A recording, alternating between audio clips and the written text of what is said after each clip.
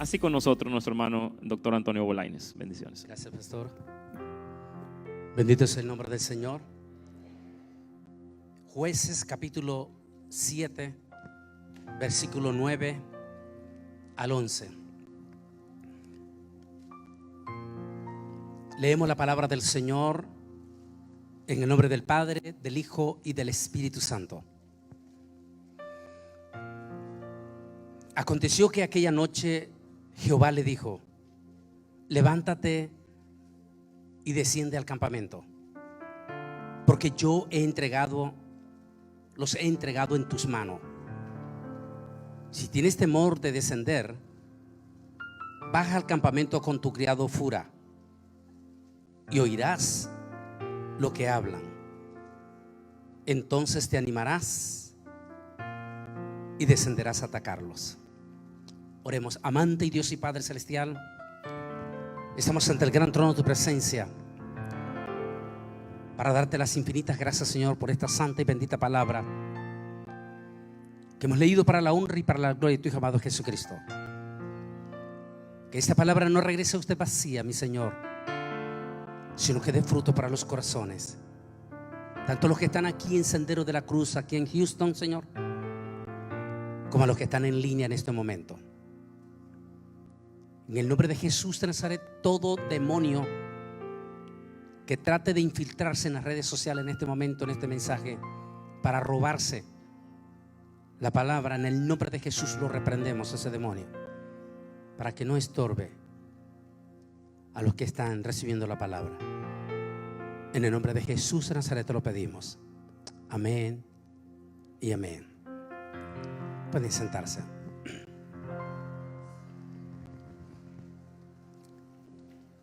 La victoria solo está en Dios. Ningún momento más propicio de hablar de ese tema como en este año 2020, que en este momento ya estamos a solo cuestión de semanas para despedir este año que ha dejado luto, dolor profundo en todo el mundo.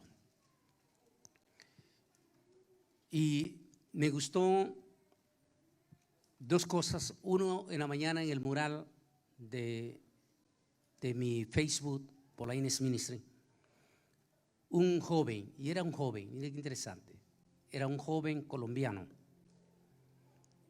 ponía y decía: por favor, a todos aquellos que se autodenominan ultra extremistas y que aprovechan diferentes ocasiones solo para crear polémica, y que en este momento, dijo él, lo que están aprovechando en lugar del momento trascendental, echándole a diestra y a siniestra la Navidad. Él dijo: en lugar de hacer eso que nos hace ver como ignorantes profundos, deberíamos de aprovechar este momento, esta época en que la gente está sensible, para compartir que si él no hubiera nacido, tampoco hubiera habido la cruz. Eso es la verdad. Sin nacimiento no hay cruz del Calvario. Y la otra la dijo el pastor al inicio. Estar en contra del nacimiento de Jesús es negar que Jesús vino en carne. Que vamos a discutir qué día o qué fecha, eso no importa. Esta tarde estaba hablando con él, minutos antes de venir para la iglesia, con el rabino, el doctor Kogan, que vamos a hacer un programa.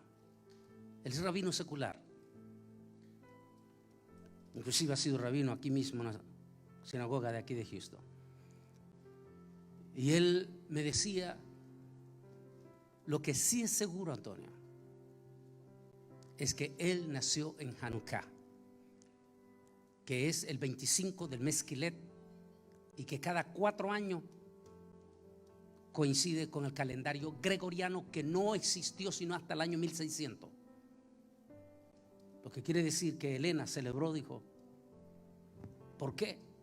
Pero lo hizo un 25 del mes Quilet, en remembranza de esa fiesta judía, las luces, y que Jesús asistió en múltiples de ellas, pero en dos sobresale. En una de ellas dijo: yo soy la luz del mundo. Ninguna lámpara se enciende. Está hablando de Hanukkah. Anoche estuve con mi niña, mi esposa, en la casa y encendimos. Mi niña se la sabe de memoria en hebreo toda la oración. Y encendimos la sexta vela o la quinta de Hanukkah, porque Jesús se identificó con ella. Porque eso significa Hanukkah, la luz.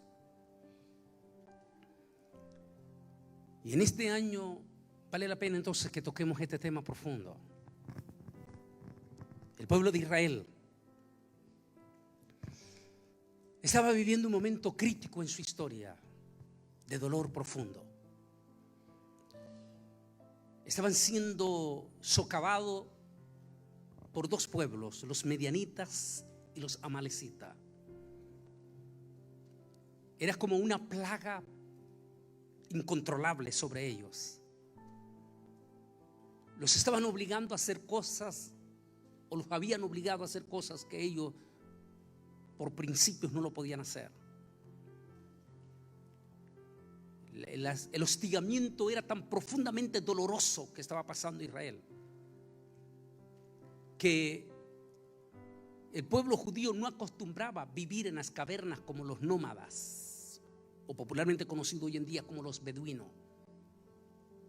Ellos hacían sus casas, pero la situación era tan eminentemente dura y durísima la que estaban viviendo, que por las noches se iban a dormir a las cuevas. Es decir, se aislaban. Tal vez nunca podíamos entender esto. Tal vez nunca lo podíamos entender hasta este año. Y sobre todo en el mes de marzo, mes de abril y mes de mayo, cuando tuvimos esa férrea cuarentena y donde tuvimos que encerrarnos, y en algunos casos ni dejarnos ver. El pueblo de Israel estaba pasando ese momento crítico, duro. En las noches se iban a las cavernas a esconderse, porque tenían un enemigo que en cierta forma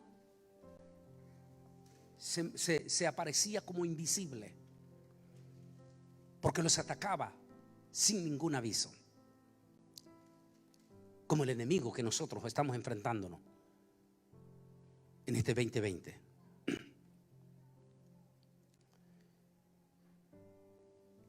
Pero como en toda la historia del pueblo de Israel, igual que la iglesia en estos 2000 años, Dios siempre tiene un remanente. Siempre hay un remanente. Ese remanente que llora, ese remanente que en silencio clama. Y entre ese remanente estaba la familia de Gedeón. Según la leyenda o la historia que cuenta el Talmud, es el libro, comentario más importante en el judaísmo desde la época de Jesús hasta hoy en día, Gedeón tenía aproximadamente unos 30 años, que para aquel entonces era considerado un joven maduro, hasta los 30. Gedeón, como todos los israelíes de esa época, tipo campesino también, o sea, labraban su tierra, cosechaban su tierra. Está frente a un árbol frondoso, hermoso, es encino, muy famoso por ser grueso y sus ramas muy hermosas. Cerca de ese árbol y cerca de las cavernas, él tenía un lugar como el lagar donde se utilizaba específicamente para exprimir las uvas. Pero la situación era tan dura que se supone que para soplar el trigo, para que salga la paja, se tiene que usar un lugar más alto donde el vendaval sea, el viento sea abierto para poder soplarlo. Pero como ellos tenían miedo del enemigo ese que se hacía invisible, dice que se escondían para ver quién tenía trigo e ir y asaltarlos o matarlos y robarles su cosecha. Así es que en lugar de sacudir el trigo para liberarlo de la paja en la parte alta donde el viento le diera con libertad, lo tenía que hacer en una forma incómoda. Para que tengan una idea de la situación dura, difícil que estaba viviendo el pueblo de Israel. Y ahí él está arreglando, sacudiendo ese trigo, cuando de momento se le apareció un personaje.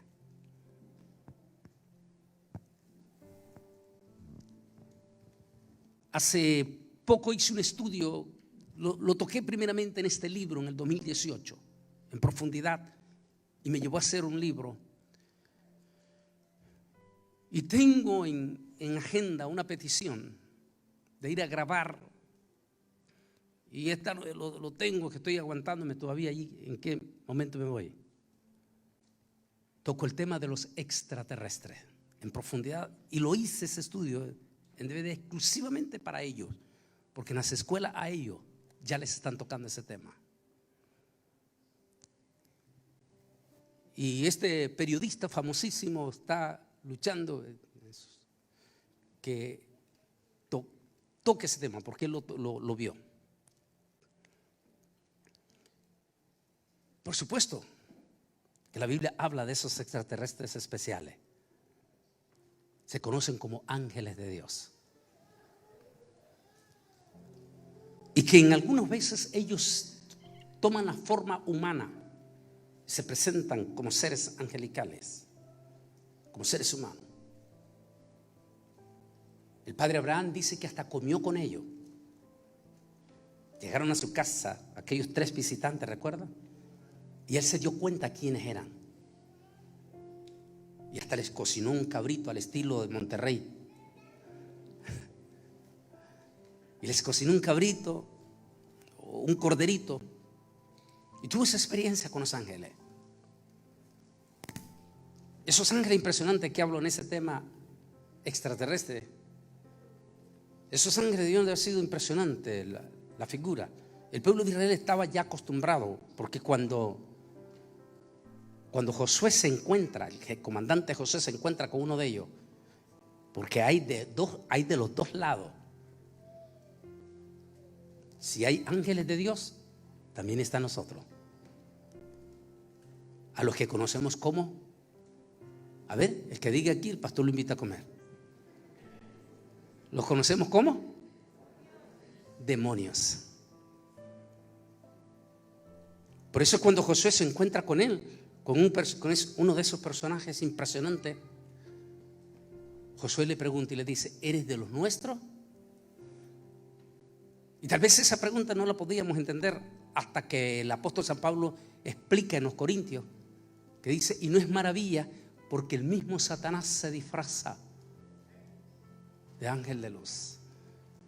Es por eso que Josué quería estar seguro que realmente era un ángel de Yahweh. Quería estar seguro. Esto me recuerda allá cuando estaba jovencito, en mis primeras experiencias ministeriales en Costa Rica. Lo conocí personalmente, tuve el privilegio, no sé si él vive todavía o ya está en la presencia del Señor. Él era el sacerdote Delio Zuliaga, español. Pastoreaba en un lugar que se llama Guadalupe, en San José, Costa Rica. Personalmente lo conocí, tuve el privilegio de escuchar de él, de sus labios, una vez cuando comíamos juntos. Él dice, Delio Zuliaga, que él, como buen español y como buen sacerdote, él creía en la famosa Inmaculada Concepción. Sí, le llamaban la Concepción. ¿No? Los católicos los que han sido católicos entienden eso. Entonces dice que llegó un evangélico y lo desafió públicamente ese evangélico, diciéndole que la Virgen no era real. Y entonces dice que esa noche él le dijo a ese predicador: me interesa lo que me sigues hablando. Y lo recibí por 3 días en la curia. Y aquel hombre predicador comenzó a predicarme de Jesús y me mostraba que los ídolos son muertos, que no hacen nada, que no se pueden defender ellos mismos. Y dice, y el mensaje de ese evangélico, sencillísimo, empezó a impactar en mi corazón. Era el 3er día que él me estaba evangelizando. Una noche allí en mi habitación de la curia donde yo era sacerdote, dijo, en ese momento yo ya tengo dudas profundas. Y entonces yo me arrodillo y le digo, Señor, necesito conocer la verdad. Acerca de la Virgen. Y dice, en ese momento, de una forma impresionante, Antonio, me dijo, se me apareció la Virgen de la Concepción. En Nicaragua creo que le dicen la Purísima también. En México le llaman a Guadalupe. Y entonces dice, se me apareció y me dijo estas palabras: Delio, ¿por qué estás traicionando a tu Santa Madre Iglesia Católica? En ese momento, dijo, todo lo que me había dicho el predicador se me estaba viniendo de abajo. Pero en ese momento, dice, una voz audible, la del Espíritu Santo, vino a mi corazón y me dijo: solo repréndelo. Usa una palabra de reprensión, es todo. Y entonces dije yo, Señor, si esta es realmente la Virgen que nosotros decimos, que permanezca. Pero si no es, que se desvanezca en el nombre de Jesús.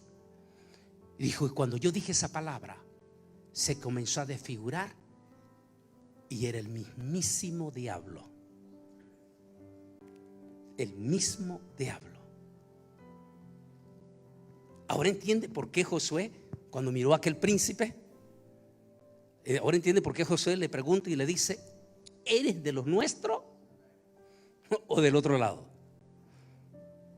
Por eso la Biblia nos enseña, y dice la Biblia que probad a los espíritus.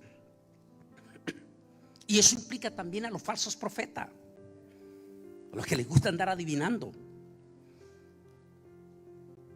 El día de ayer estaba con un beisbolista famosísimo, pero famosísimo, muchacho joven, muy famoso, está recién convertido en ese primer amor apasionado.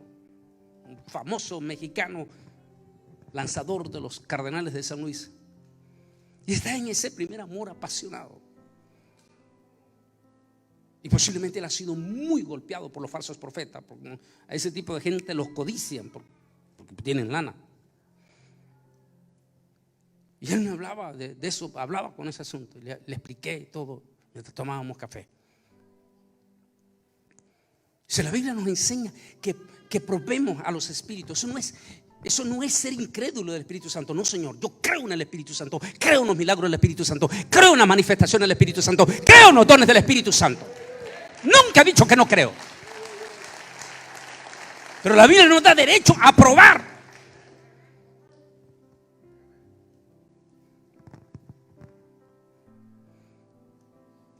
De manera que la posición de Gedeón en ningún momento es de dudas.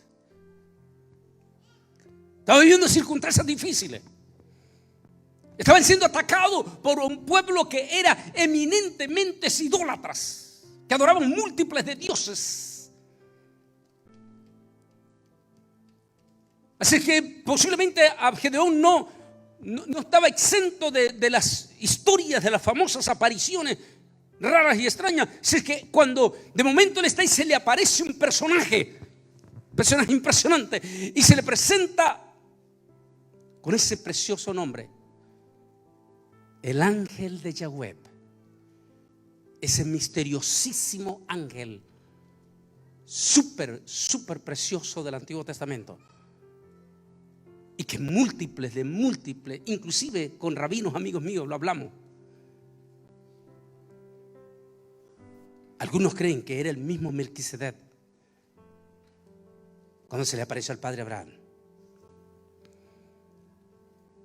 En el cristianismo creemos que ese ángel de Yahweh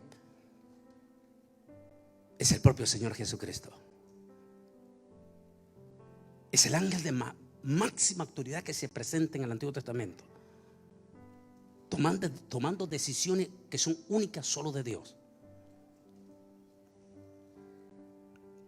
Por alguna razón todavía no he hecho un mensaje exclusivamente sobre el ángel de Yahweh, y me muero de la gana, pero creo que lo voy a hacer. Lo quiero hacer, pero allá en Israel con algunos rabinos. Dice que se le aparece el ángel de Yahweh. Gedeón pone 3 pruebas. Las 3 pruebas que Gedeón le puso al ángel, las 3 el ángel se las cumplió. Las pruebas.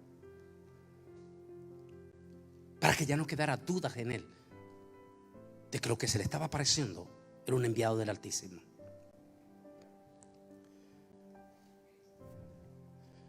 De momento el ángel de Yahweh le dice a Gedeón, qué lindo, le dice el Señor Yahweh: he visto el dolor de tu pueblo. Qué lindo. Dios nos escucha, Dios nos ve, Dios siente el dolor de nosotros. Yo creo que este año, un año durísimo, donde inclusive mañana quiero tocar, porque vale la pena tocar los invitados también, profundo.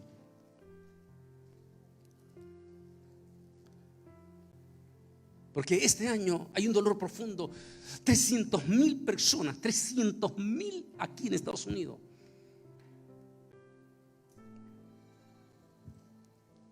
$300,000 personas, 300,000 familias en Estados Unidos en esta Navidad. ¿Y por qué decimos? Porque Estados Unidos es el país que hace una conmemoración del nacimiento de Jesús como ningún otro país en el mundo. Y que por eso enfurece profundamente a Satán. 300,000 familias aquí en Estados Unidos en esta Navidad van a llorar la ausencia de un ser querido.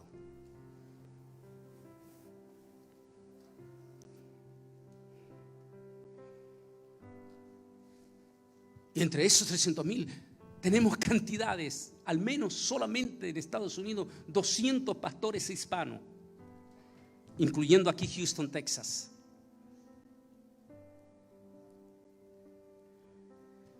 O 150, perdón, más de 200 entre Estados Unidos, México y Centroamérica, sin contar Sudamérica.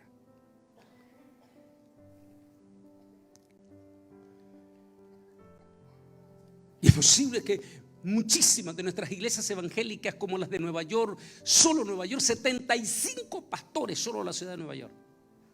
Pastores lindos. Tuve el privilegio de estar con varios de ellos que ya no están.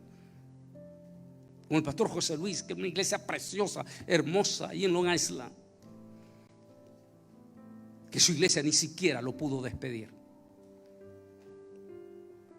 Ni siquiera le pudieron hacer un acto funeral.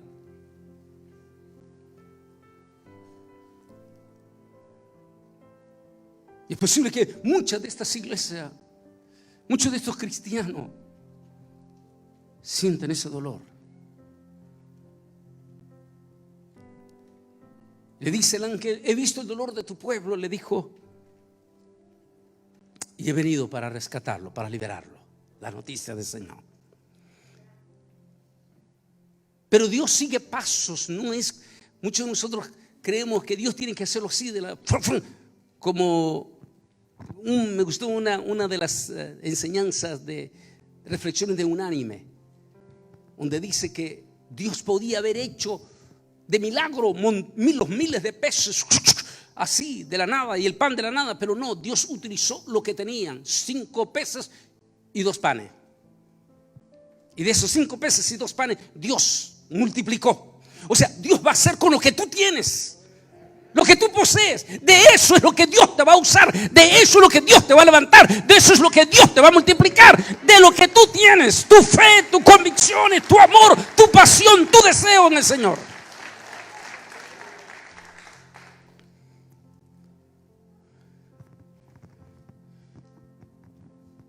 Y le dice el Señor a Gedeón: ve y destruye el ídolo de Baal. Ese es el primer paso. Ustedes que hacen exactamente todititito nuestro latinoamericano, pero mayormente el mexicano, ¿sabe lo que significa que se trate de ahí, que se vaya al Tepeyat a querer apedrear ese ídolo que adoran los mexicanos? No es fácil. Era lo que estaba viviendo el pueblo de Israel. Los medianitas, que tenían tanta influencia, habían levantado en la propia comunidad judía, en la plaza principal, el parque, como le decimos todos desde México hasta Argentina, el parque que es el más importante para nosotros, el parque central. En el parque central del pueblo habían erigido un monumento a Baal gigantesco, impresionante, y obligaban a los judíos, a rendir homenaje a ese ídolo. Y Dios le dice a Gedeón: primer paso, ve y destruye ese ídolo. Pónganse ustedes en los zapatos de él. Él pensó: estos mexicanos me van a apedrear, los del Tepeyat. De manera que Gedeón, preocupado, decide hacerlo, pero en la noche, cuando todo el pueblo está dormido. En aquel entonces no había luz eléctrica, así que a las 7 de la noche era fantasma. Se va, cuando ya en la noche, se va con un grupo de amigos, muchachos, posiblemente jóvenes, unos 10, se van con él y quiebran, desbaratan el ídolo de Baal y lo dejan despedazado allí en la base donde estaba el monumento. Cuando el pueblo aparece en la mañana por la tradición para ir a adorar al Baal, encuentran a pedazos el ídolo. De inmediato, me imagino que ya ellos ya tenían nociones, miraban que Gedeón tenía ese celo del Señor. La Biblia dice que nosotros somos carta leída, es decir, el cristiano no se puede esconder. El cristiano tenemos que ser conocidos, nos tienen que conocer todo el mundo que adoramos al Rey de Reyes, que servimos al Señor de Señores.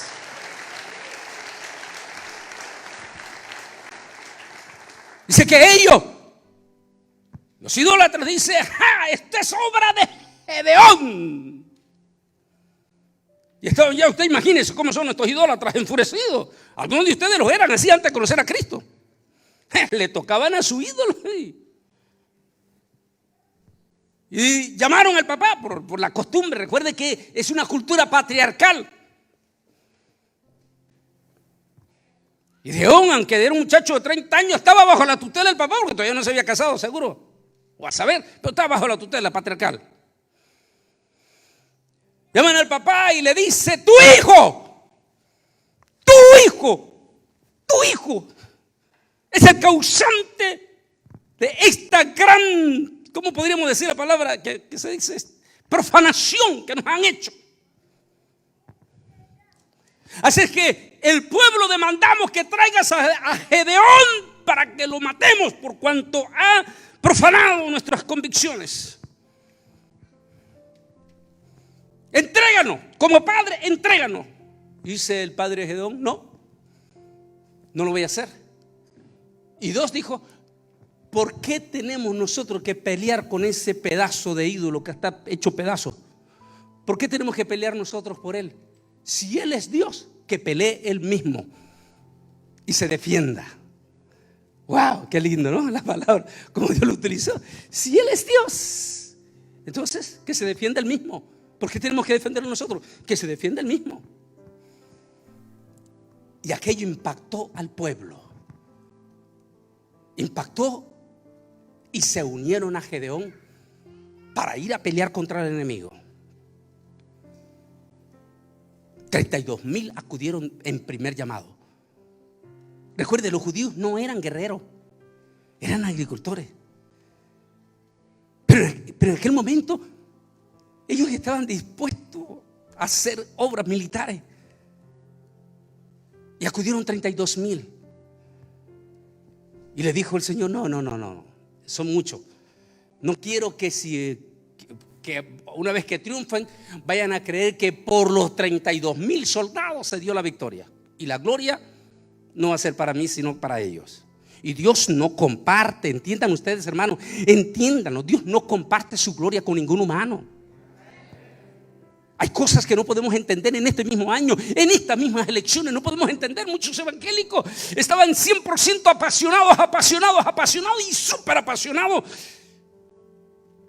Pero le dije a uno de ellos: ¿qué hubiera pasado si ese señor vuelve a ganar?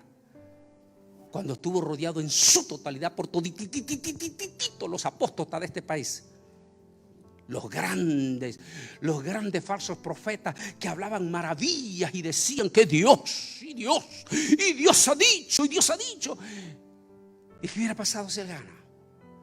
Estos falsos profetas se iban a levantar hasta las nubes y la gloria iba a ser totalmente para ellos. Y Dios no comparte su gloria solo con su Hijo amado Jesucristo, Rey de Reyes y Señor de Señores, Hamashiach, Yeshua Hamashiach. Le dijo Dios: no hace 32. Así es que mira, haz esto. Y yo se la puse un poco más difícil en el segundo llamado. Gedeón, se fueron, quedaron 22,000. Yo decía: no, todavía es mucho.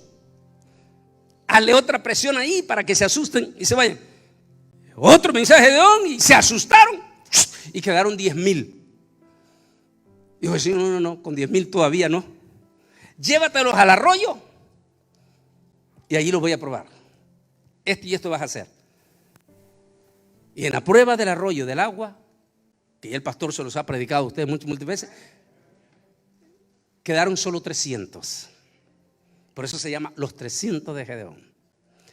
Y esos 300 no eran una especie de los marines, ¿cómo le llaman aquí? De las fuerzas especiales del ejército de Estados Unidos. Lo mejor de las fuerzas especiales. No, porque como se van a dar cuenta más adelante, ni siquiera utilizaron sus espadas.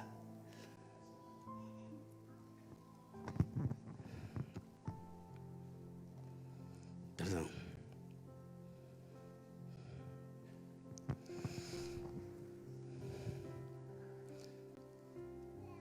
La inmensa mayoría de los cristianos, de los ministros, de los que en algunos momentos hemos estado en peligro de muerte, en momentos difíciles de la historia,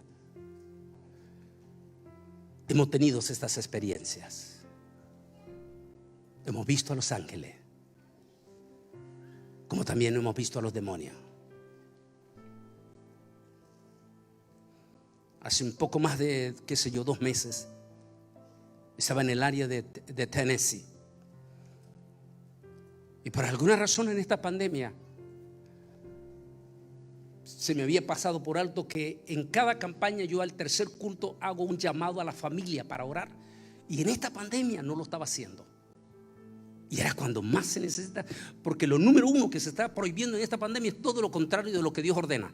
Por ejemplo, Dios ordena poner las manos sobre los enfermos, ahora nos prohíben poner las manos sobre los enfermos. Por ejemplo, Dios ordena que traigan los enfermos a la iglesia, ahora nos prohíben que traigamos los enfermos a la iglesia. Mira qué interesante. Entonces, de momento me acuerdo de lo que pasé en el 96 allá en el Muro de los Lamentos, con 96, perdón, con aquella voz audible y ese mandato que me dio al tercer culto: convocarás a la familia, y la familia que yo haré milagros, yo sanaré.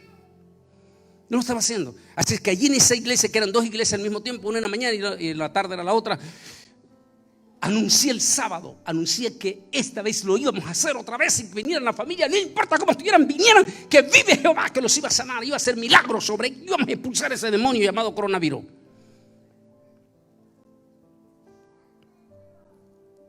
Y cuando hicimos el domingo, ese domingo en la mañana y ese domingo en la tarde, vimos la gloria de Dios.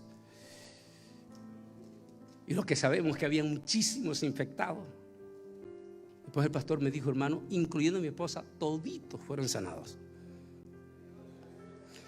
Pero esa noche los demonios estaban enfurecidos y fueron hasta la habitación de mi hotel a atacarme.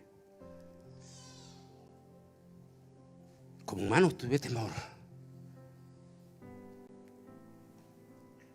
Igual que Josué preguntó, ¿eres de los nuestros o del otro lado?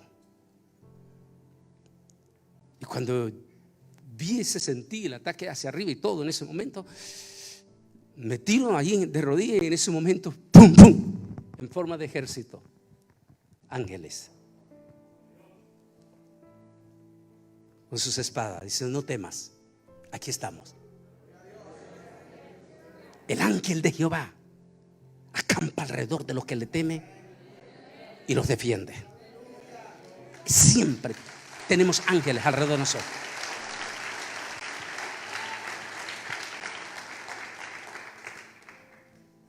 Miles de pastores a lo largo de 2000 años hemos tenido experiencia con ángeles, igual que Gedeón, con este personaje que se le aparece. Claro, este es alguien de magnitud. Se le presenta específicamente con el nombre. Yo soy el ángel de Yahweh. En otra palabra, algo grandísimo, como lo dije al comienzo. Así como Dios le dio la victoria a Gedeón y a su pueblo, Dios te da la victoria en cada prueba que venga a tu vida. Solo aprende a confiar en Él. Es todo. En este momento en que esta pandemia ha cobrado la vida de más de 300,000 almas y hemos sobrepasado los 73 millones de contagiados, siendo nuestra nación, porque ven, 300,000 almas solo en Estados Unidos, siendo la nación en la que más vida hemos perdido, superando las 240,000, 45,000, ahora ya son 300, siendo Nueva York el más golpeado de toda la nación. Como ya dijimos, no solamente la gente inconversa en Nueva York, sino los 2 pueblos en Nueva York. Recuerden que en Nueva York están los 2 pueblos en grande: la iglesia evangélica y en la comunidad judía, la comunidad judía ortodoxa.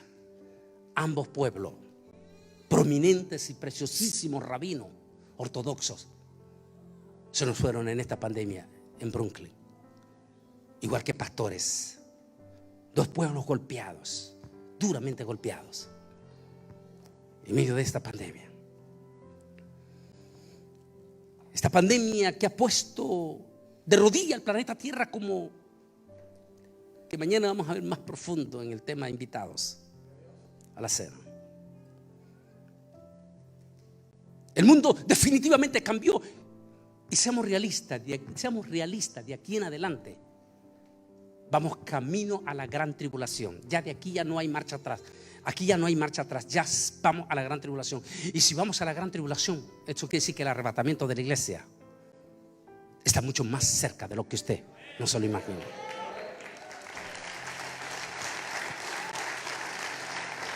Ya no va a cambiar. Y aunque estoy guardando lo más fuerte para entre mañana y pasado, tiene que ver con todo esto, pero en este momento 8,000 millones de personas, somos 8,000 millones de personas, tienen su total y absoluta esperanza en lo que ya inició la semana pasada en Inglaterra, con esa primera ancianita de 90 años que se puso la primera vacuna. Y entre ayer y hoy, los primeros enfermeros y doctores. Y multitudes, millones de personas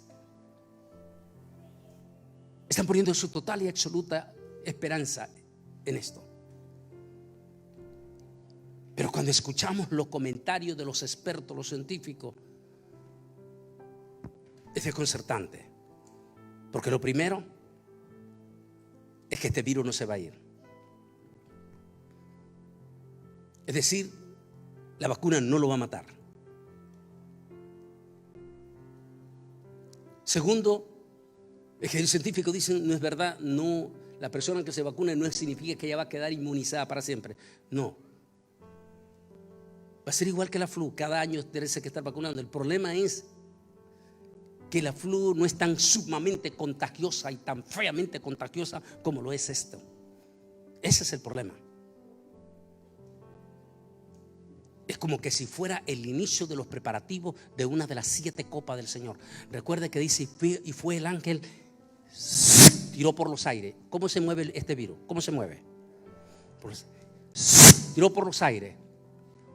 Úlceras pestilentes. ¿Qué quiere decir? Altamente contagiosas. No quiere decir que ya comenzó la gran tribulación. Siempre he dicho, y lo he dicho en el libro, que antes de la gran tribulación la iglesia va a haber una pretribulación. ¿Qué quiere decir pretribulación? Que vamos a ver todos los síntomas de lo que se va a dar en la gran tribulación. Lo vamos a experimentar antes del rapto. Pero no quiere decir que la gran tribulación, no quiere decir que son las 7 copas, pero vamos a ver lo que es el inicio de las 7 copas. Vamos a ver los preparativos, igual que estamos viendo los preparativos de los 4 caballos. No quiere decir que ya están los 4 caballos. Pero ya estamos viendo los preparativos de esos 4 caballos.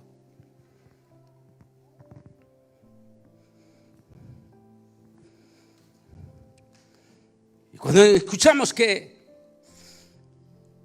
esto va para largo, y para el colmo dicen ellos, aunque un día de esto lo vamos a tocar, posiblemente si no toco lo del pacto este jueves, toco lo de la vacuna. Ya.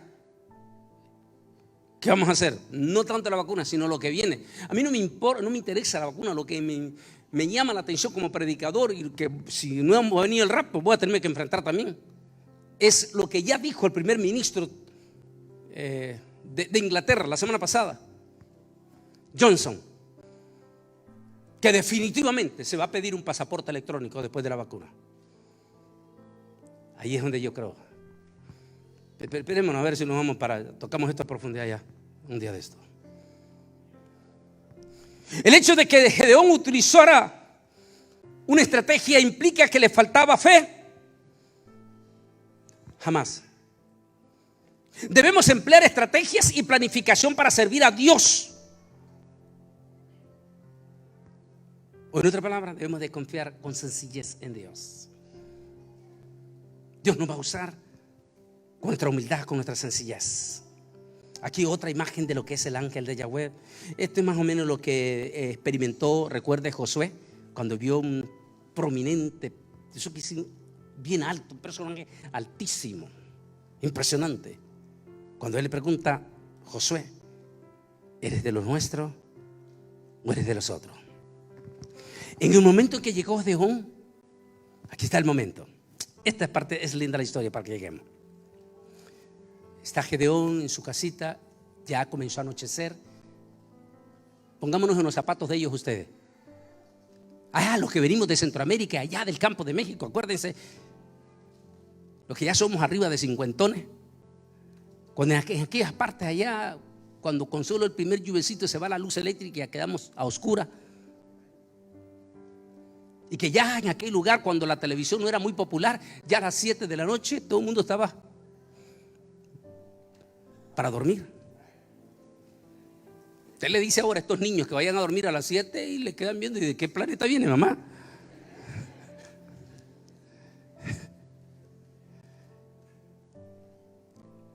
Así que pensemos que eran por ahí de las 7 de la tarde cuando el Señor le dice, Gedeón, Señor,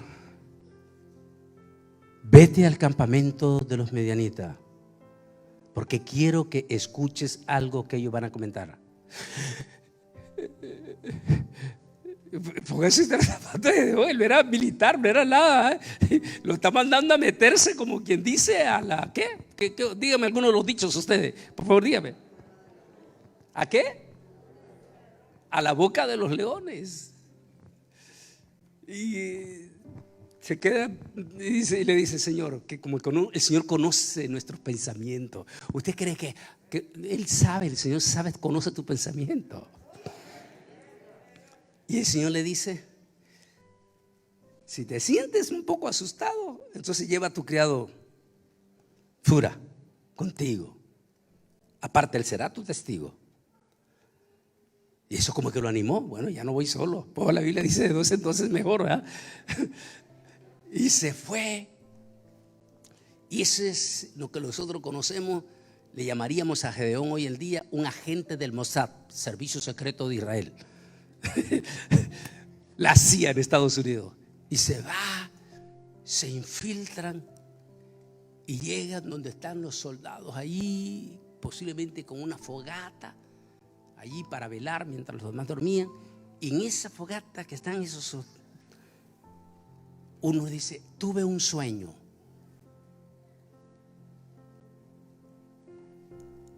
Y escucha a Gedeón. Leamos a continuación.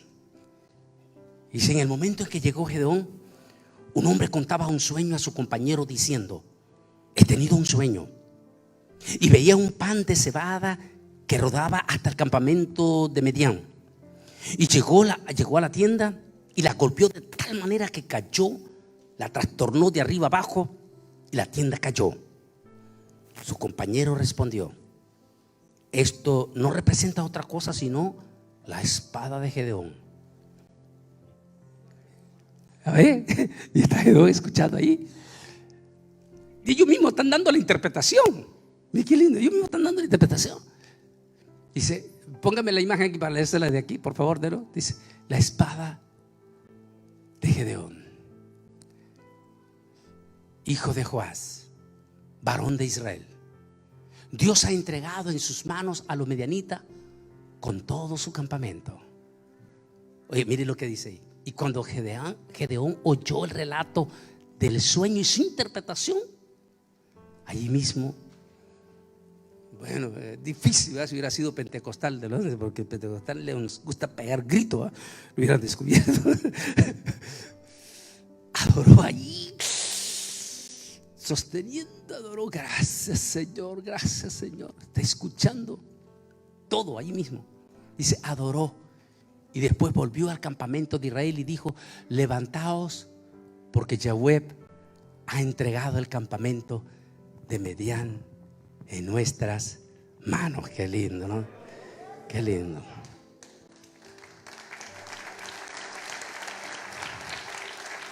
Igual que ellos, en estos momentos nosotros, la iglesia, estamos peleando con un enemigo invisible. Como decía una prominente israelí: cuando vas a la guerra sabes quién es tu enemigo y te puedes esconder y puedes visualizar a tu enemigo. Pero en este año estamos peleando con un enemigo al cual no vemos. Es un enemigo invisible. Es un enemigo que te hace desconfiar hasta de ti mismo y de tu compañero. Porque si lo escuchas toser, ya te haces a un lado.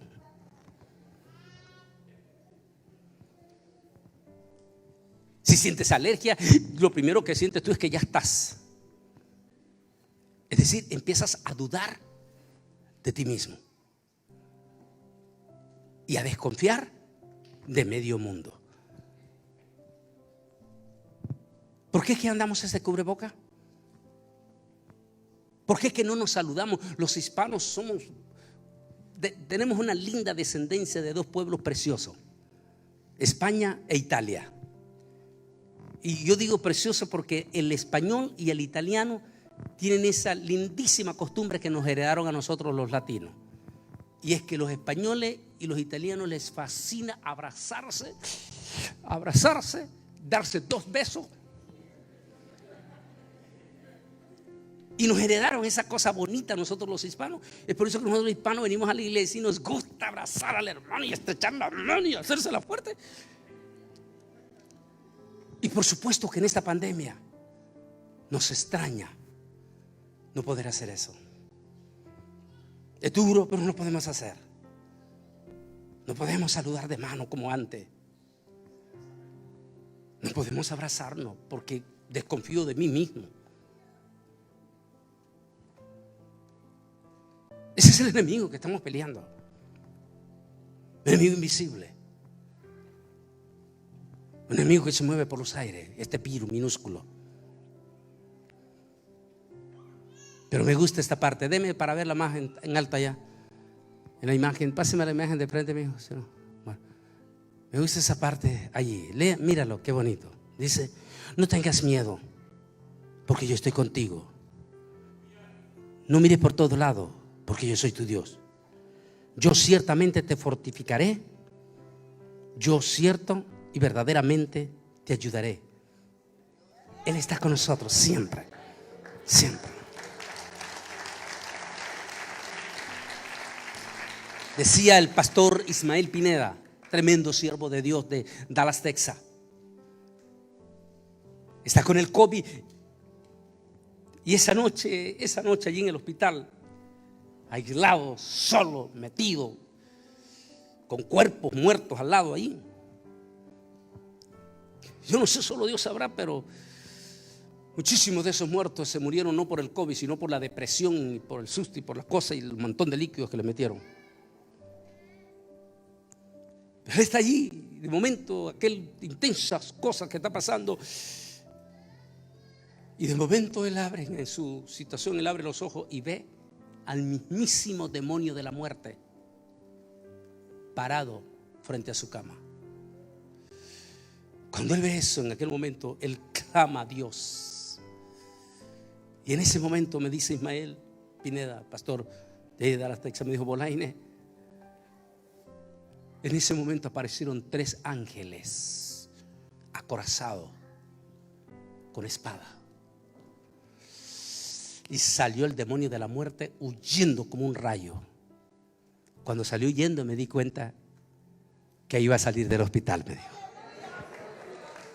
La presencia.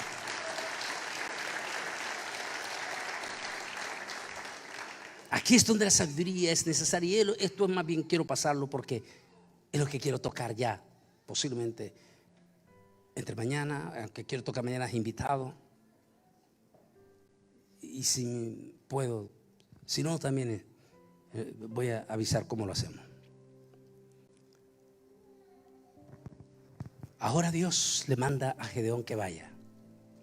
Qué interesante. No van con espada, no van con ametralladoras, no van con cañones, no van con esas poderosas espadas de 2 filos, con, ¿cómo se dice? Para cubrirse, para atacar, con acorazados. No van acorazados, no van con cascos.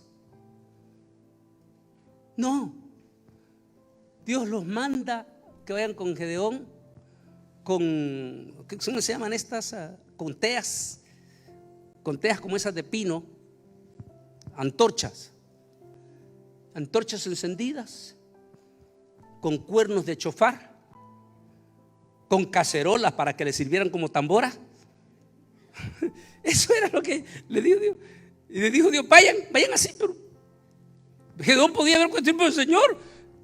Ellos tienen armas poderosas y todo. Nos van a desbaratar, nos van a hacer trizas. Cuando lo que Dios hace a veces no tiene sentido para nosotros. Ese es nuestro gran Dios todopoderoso. Se glorifica en las partes que nosotros no entendemos. Y van ellos así, con teas encendidas, corro de chofar, cacerola. Y cuando están ya en el campamento de los guerreros, Dios le dice, ya había dicho a Gedeón, cuando ya estén ahí, comiencen al estilo de los porristas del fútbol de Estados Unidos a tocar aquellas tamboras, en este caso las cacerolas y el cuerno del chofar. Y cuando están ahí, comienzan.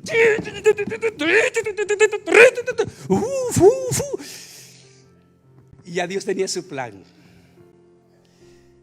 Eso es lo que ellos hicieron. ¿Qué es lo que Dios hizo que escucharan ellos? Preguntémosle a un medianita, pero ya no quedó ni uno de ellos. ¿Qué escucharon ellos? Por favor, piensen ustedes, imaginen, ustedes usen la imaginación ustedes. ¿Qué es lo que ellos escucharon? Que les entró pánico y terror. Perdón, les entró pánico y terror. Y ellos dijeron, viene Gedeón con un super ejército. Y salieron en desbandada, huyendo, como dicen en Nicaragua, como alma que se lo llevó el diablo. Salieron en desbandada. Y si fue,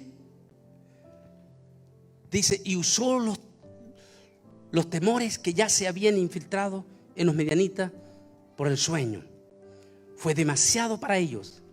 En pánico y confusión, primero volvieron sus espadas unos contra otros y luego huyeron desordenadamente hacia el Jordán, solo para encontrar su ruta de escape bloqueada por las reservas de Gedeón que había convocado.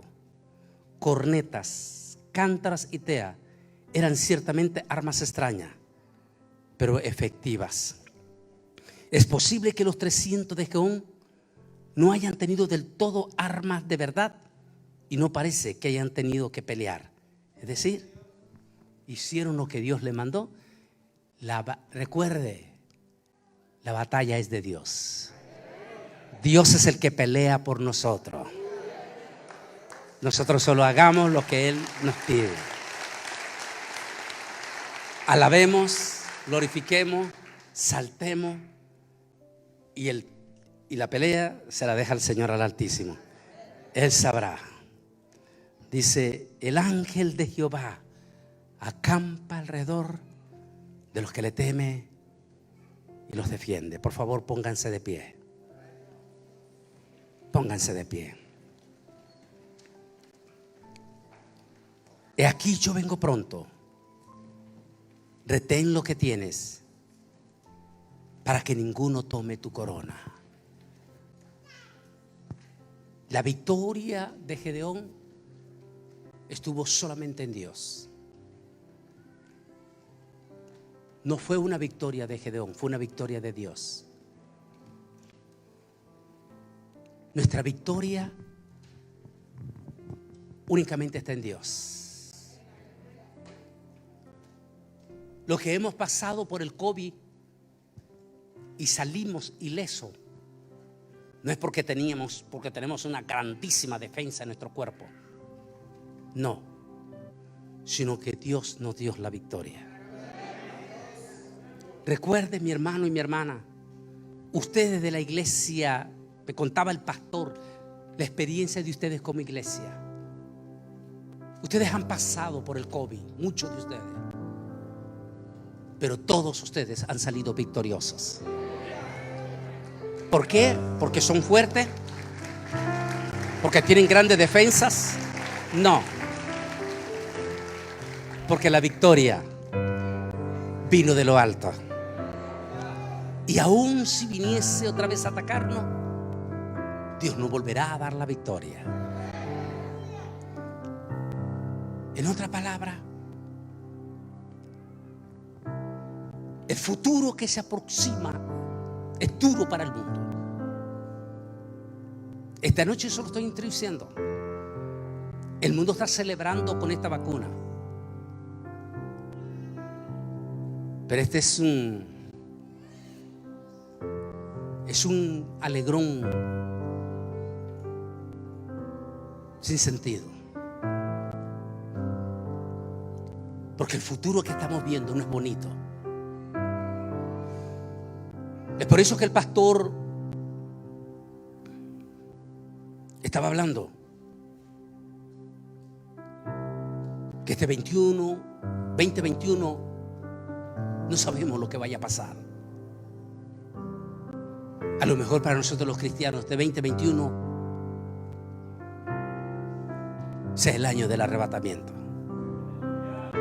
Si así fuera, permita a Dios que ustedes estén preparados. Que cada uno de los que están aquí, los que están en línea, estén preparados. Nunca debemos de perder de vista ese acontecimiento. Ningún año lo hemos visto tan más cerca como este año. Y ustedes del Sendero de la Cruz, denle gloria a Dios por lo que están pasando. Porque en el tema de mañana ustedes se van a dar cuenta que la inmensa mayoría de las iglesias evangélicas en Houston, incluyendo la totalidad de las iglesias hispanas, está pasando su peor crisis espiritual. El 60% de sus miembros no ha regresado a la iglesia. Denle gloria a Dios ustedes, Sendero de la Cruz, que han acudido a la convocatoria. Y por eso el tema de mañana, invitados a la cena, los que se van a quedar,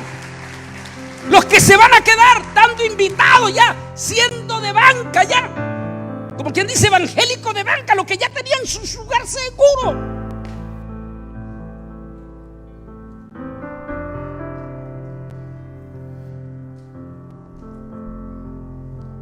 No permita que su corazón se enfríe. No permita que su alma se enfríe. Cierra tus ojos, por favor. Cierren sus ojos todos en general, incluyendo las redes sociales. Y ahí con tus ojos cerrados dile: Señor Jesús, no permita que mi corazón se enfríe, ni que pierda de visión este momento trascendental que nos está mostrando en este mismo año tenebroso. Dígalo así. No permita que nos apartemos de tu visión. Mientras están orando en silencio, la siguiente oración la van a repetir únicamente aquellos jóvenes o jovencitas. Escuchen bien. La siguiente oración la van a repetir únicamente aquel joven o jovencita, señor o señora que ha venido invitado, pero que todavía no es salvo, que sabe que no es salvo, que sabe que si va a caer en este mismo año otra vez al hospital, no va a salir.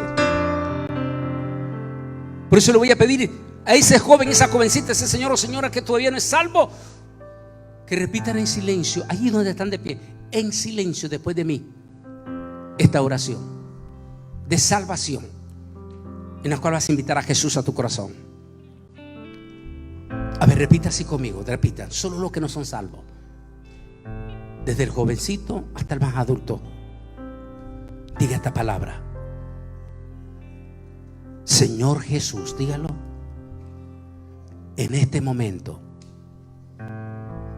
yo te recibo como mi Señor y el Salvador de mi vida. Y digan esta palabra. Solo los que están pidiendo perdón, incluyendo en la línea, en las redes, digan esta palabra: acepto esta noche el perdón de todos mis pecados por medio de tu sangre preciosa que fue derramada en la cruz del Calvario. Ahora solo los que están pidiendo perdón, nada más, solo los que están repitiendo esta oración, si lo hicieron, repitan 3 veces conmigo esta palabra, 3 veces. Digan así: te amo, Jesús. Te amo, Jesús. Te amo, Jesús.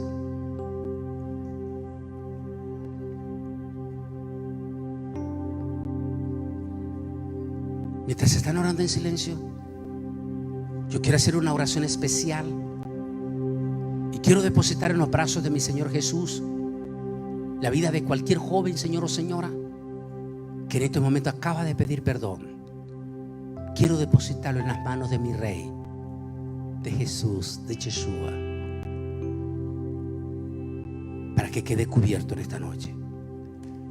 Para poderlos bendecir, voy a pedir que todo aquel que repitió esta oración y pidió perdón, ya sea joven o adulto, todo el que pidió perdón y repitió esta oración, Solo levánteme su manito derecha como señal que pidió perdón. Allí donde está, solo los que pidieron perdón. Levántame tu manito como señal. Dios te bendiga.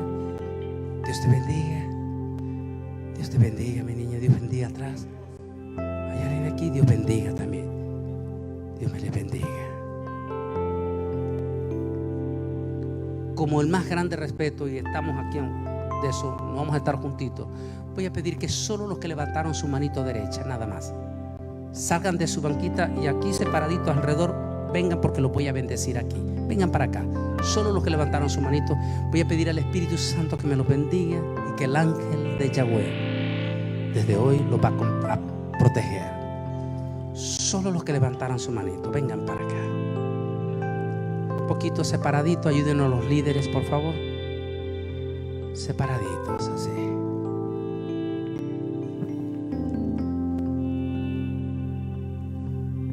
A ver, mi hermana, acércate más aquí si quieres, así. A ver, el joven. Así. Ahora voy a pedir a todo el pueblo de Dios que extienda sus manos hacia el altar en señal de extender el tabernáculo del Señor sobre ellos. ¿Qué quiere decir? Que a partir de este momento los ángeles del Señor van a entrar en protección de ellos. Ya no estarán solos. Amantísimo y Dios y Padre Celestial, en el santísimo nombre que es sobre todo nombre, en el precioso nombre de tu Hijo amado Jesucristo, te pedimos que bendigas estas almas que han pasado al altar, e igual bendice a los que están en las redes sociales en este momento y que están siendo bendecidos entregando su vida. Te pedimos que en este momento tu ángel, el ángel tuyo, Señor, entre en protección total y absoluta de ellos. Es decir, que desde ahora ellos ya no estarán solos. Y si hay un ataque de parte de este coronavirus en algunos de ellos, en el nombre de Jesús lo reprendemos y le quitamos toda autoridad sobre sus cuerpos. En el nombre de Jesús de Nazaret te lo pedimos. Amén y amén. Demos un aplauso de acción de gracias. Pueden regresar a sus bancas, por favor. Pueden.